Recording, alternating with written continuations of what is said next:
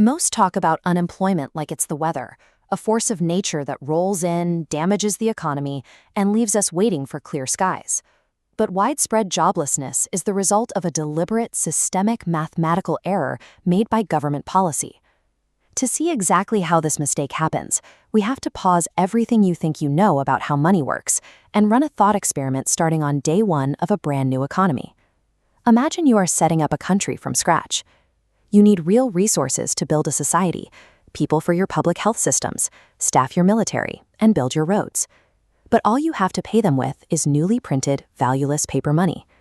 If you just walk up to a farmer and offer them a pile of fresh paper for their crops and hard labor, they are going to say no. There is no existing demand for your currency. How do you get them to work? You levy a property tax on every house, payable only in your paper money. To avoid losing their homes, people suddenly need this paper. They start offering goods and labor to the government to pay that tax. A tax acts as a provisioning tool.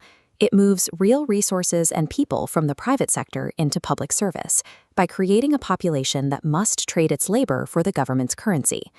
Now, think about the people in this new country who are actively looking for a job to earn that tax money, but haven't found one yet.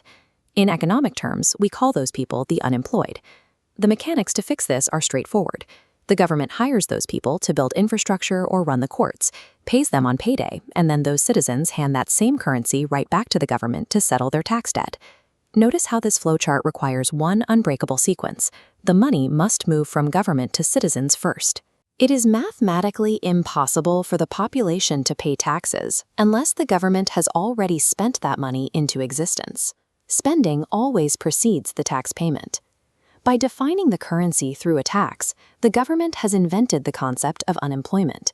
It designed a system that intentionally creates a pool of people looking for paid work, all so the government can provision itself. But what happens if the government makes a calculation error? What if it sets the tax rate too high? If a government pushes the tax burden up, it creates a massive surplus of citizens who need to earn currency. More people show up than the government needs. This specific excess demand for paid work is the exact definition of modern mass unemployment. The standard political response to this is to simply lower taxes, hoping to leave more purchasing power in the private sector so that private businesses will hire those extra workers. There is a fatal flaw in that logic. Private employers carry a strong stigma against hiring people who have been out of work for a long time.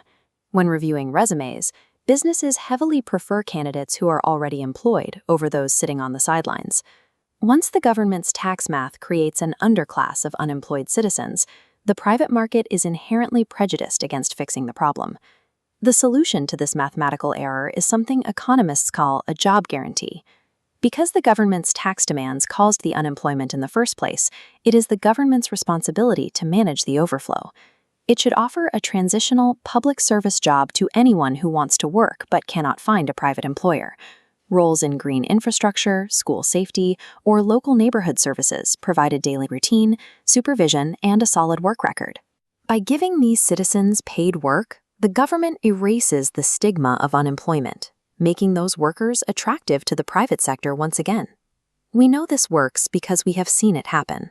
Following an intense economic collapse in 2002, Argentina was forced to redesign its currency arrangements. The government launched a program to hire every single unemployed head of household who wanted a job. In a country of 33 million people, around 2 million entered the program. They were put to work in neighborhood services and local soup kitchens. Prior to this, many of these individuals had never held formal jobs and were considered unemployable by the private market. Within 2 years, around 1 million of those participants had been hired directly out of the government program and into the broader private economy. Businesses that had previously ignored these workers saw them showing up every day, actively contributing to a team and maintaining a routine. The stigma of unemployment vanished. When researchers interviewed the participants, they found that 0 people said they would rather be paid to stay home. They all wanted the social contact, the opportunity to show their skills, and the dignity of contributing to their community. Unemployment is a solvable policy mistake, a symptom of a miscalibrated tax that a job guarantee is designed to correct. Fixing our broken money story starts with recognizing that providing work is a structural necessity.